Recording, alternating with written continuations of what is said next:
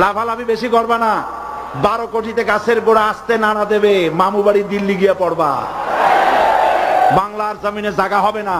এই চট্টগ্রাম থেকে স্বাধীনতার মহান ঘোষক প্রেসিডেন্ট জিয়াউর রহমান সাহেব দিয়েছিলেন, এই চট্টগ্রাম থেকেই ইসলামী রাষ্ট্রের ঘোষণা হবে।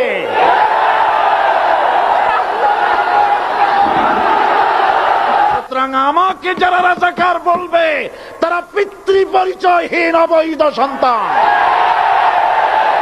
1971 সনের শোনো মুসলমানেরা, বিড়ালের মতো 500 বছর বেঁচে থাকার কোনো লাভ নাই, সিংহের মতো 1 ঘন্টা বাঁচতে চাই। প্রধানমন্ত্রী সুদ্ধা অন্তত 3 শতাধিক পার্লামেন্টের সম্মানিত সদস্যরা সেদিন বসা। 1997 সনের বাজেট বক্তৃতা যখন আমি করতেছিলাম, ডক্টর কুদরতে খোদা, নাম রাখছে কুদরতে খোদা, আসলে গজবে খোদা। এ লোকটি নাস্তিক, ইসলামের চূড়ান্ত দুশমন। তার প্রণীত শিক্ষা ব্যবস্থার যখন সমালোচনা করছিলাম, ট্রেজারি বেঞ্চ থেকে আমাকে বলা হলো রাজাকার। আমি আমার সমস্ত শক্তি একত্রিত করে বলেছিলাম, শুধুমাত্র হিন্দুস্তানের রাজাকারেরাই আমাকে রাজাকার বলতে পারে। আমি বলেছিলাম 1973 সন পর্যন্ত আমি বাংলাদেশের কোন রাজনৈতিক দলের নেতা এবং কর্মী ছিলাম না।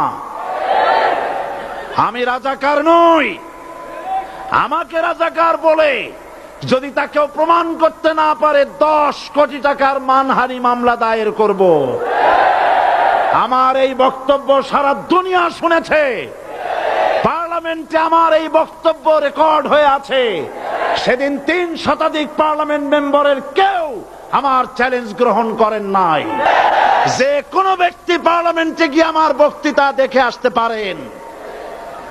এরপরে 1997 সনের 7 অক্টোবর দৈনিক জনকণ্ঠ পত্রিকা যখন আমার বিরুদ্ধে লিখলো, সেই পত্রিকায় সাইদির ওপেন চ্যালেঞ্জ 8ম পাতা, 1997 7 অক্টোবর, এত বড় 2 কলমে হেডিং। সেখানে আমি বলেছি, বাংলাদেশের সকল সাংবাদিক, গোয়েন্দা বিভাগ, বাংলাদেশের সকল বুদ্ধিজীবীকে আমি আমার পিরোজপুরে আমন্ত্রণ করছি। আমার উপস্থিতিতে যদি কেউ প্রমাণ করতে পারে বাংলাদেশের স্বাধীনতা যুদ্ধের বিরুদ্ধে আমার কোন ভূমিকা ছিল, সজ্ঞানে স্বেচ্ছায় জাতীয় সংসদের সদস্য পদ থেকে পদত্যাগ করব।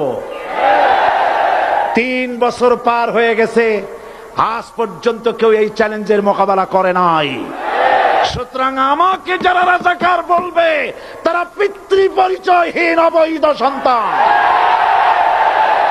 1971 সনের শোনো মুসলমানেরা, 1971 সনের কোন কাদা সাইদির গায়ে লাগে নাই।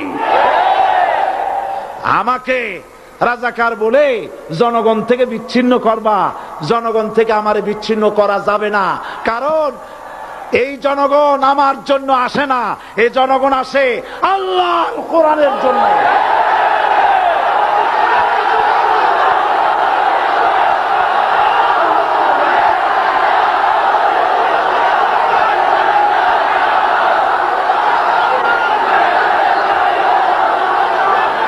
আজকে আর যারা ইসলামের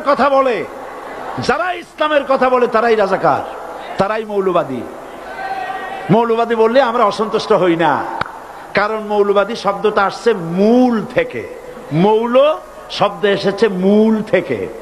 মূলবাদী তার মানে যারা মূলে আছে। মূল হলো কোরআন, মূল হলো হাদিস, মূল হলেন আল্লাহ, মূল হলেন আল্লাহ রসুল। আমরা আছি মূলে। এখন বলেন তো, মূলের শক্তি বেশি না আগার শক্তি বেশি? আমাদের যারা মৌলবাদী বলে ওরা হলো আগাবাদী। মূলে আছে কত কোটি? 12 কোটি। মূলে আছে কত কোটি? আর আমাদের যারা মৌলবাদী বলে ওই থাকো গাছের আগায়, আমরা মূলে। লাভালাভি বেশি করবা না, 12 কোটিতে গাছের গোড়া আসতে নানা দেবে, মামু বাড়ি দিল্লি গিয়ে পড়বা, বাংলার জমিনে জায়গা হবে না। এ কথা বিশ্বাস করো। বাংলাদেশের মুসলমানদের শরীরে এক বিন্দু রক্ত থাকতে শয়তানের তৈরি করা ধর্ম নিরপেক্ষ মতবাদ বাংলার জমিনে কায়েম হতে দেওয়া হবে না, হবে না।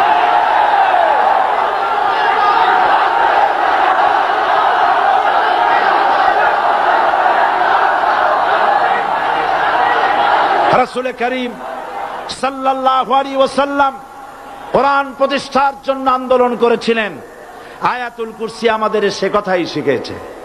আল্লাহ রাব্বুল আলামিন বলেন, আল্লাহু লা ইলাহা ইল্লা হুয়াল হাইয়ুল কাইয়্যুম। প্রাণ খুলে পড়েন, আল্লাহু লা ইলাহা ইল্লা হুয়াল হাইয়ুল কাইয়্যুম। আল্লাহ হচ্ছেন তিনি যিনি ছাড়া কোনো ইলাহ নাই, আইনদাতা নাই, বিধানদাতা নাই। আমরা মানুষের তৈরি করা আইন মানি না। 12 কোটি মুসলমানের দেশে আইন তৈরি করবে মানুষ, আমরা মানব না।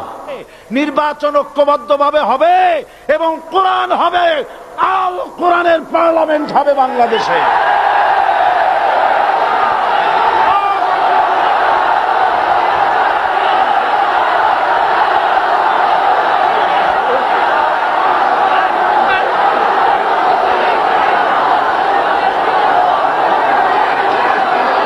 চট্টগ্রাম থেকে স্বাধীনতার মহান ঘোষক প্রেসিডেন্ট জিয়াউর রহমান সাহেব দিয়েছিলেন।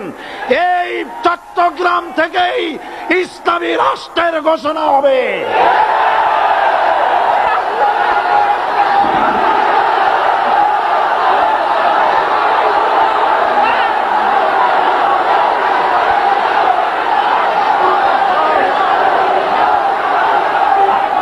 আমি আশাবাদী আপনারা অবশ্যই তা পারবেন। আমি 100% বিশ্বাস করি ইনশাআল্লাহ। কারণ যে ষড়যন্ত্রের মোকাবেলা করে স্থানীয় রাজনৈতিক দলের নেতৃবৃন্দ কোরআনের মাহফিল সিনায় এনেছেন, আমি প্রথম দিনই বলেছি চট্টগ্রাম তাফসিরুল কোরআন মাহফিল কোন রাজনৈতিক দলের প্রতিনিধিত্ব করে না। এটা কোন জামাত শিবিরের একক সম্পদ নয়। এটা চট্টগ্রামের মুসলমানদের কলিজার টুকরা তাফসিরের মাহফিল। সুতরাং 144 ধারা 288 হয়ে গেছে। ষড়যন্ত্র পায় পায় চলে গেছে। আমি ওই সব ছেলেদের বলি, সরকারি দলের ছাত্র হইয়া মুসলমানদের বিপক্ষে যাইও না। এদেশের ভাট আমাকে কথা বলতেই হবে ইনশাআল্লাহ। কারণ আগামীতে আবার আপনাদের সাথে দেখা হবে কিনা আমি জানি না। কথা বলতেই হবে। বসেন, কেউ দাঁড়িয়ে থাকবেন না। আমি দেখতে পাচ্ছি বাংলাদেশের ভাগ্য আকাশে উত্তর গগনে কালো মেঘ জমা হয়েছে। ঝড়ের পূর্বাভাস লক্ষ্য করছি। যদি মোকাবেলা করতে না পারেন সক্ষম ভাবে, এমন অন্ধকার গাঢ় কালো অমাবস্যার রাত আসতে পারে যার সুবে সাদেক হওয়া অসম্ভব।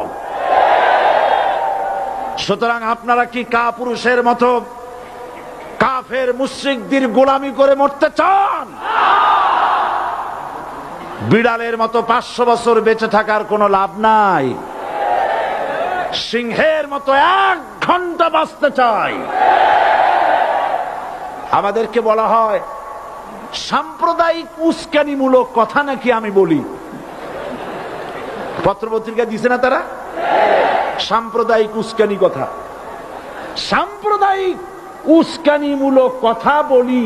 সেই জন্যই বোধহয় শত শত মুসলিম আমাদের কাছে এসে মুসলমান হয়। মানুষে আর বোকা বানানো যাবে না। যাবে কি? আর বোকা বানানো যাবে? তারপর বলছে কি, এরপরে বলছে আমাকে বলছে রাজাকার। শুনে রাখো চট্টগ্রামের লক্ষ লক্ষ জনতা, পার্লামেন্টে যখন আমাকে এই কথা বলা হয়েছিল, আমার পার্লামেন্টের কলিগ জাফরুল্লাহ চৌধুরী সাহেব বসে আছেন এখানে। হ্যাঁ, জাফরুল ইসলাম চৌধুরী বসে আছেন পাশে।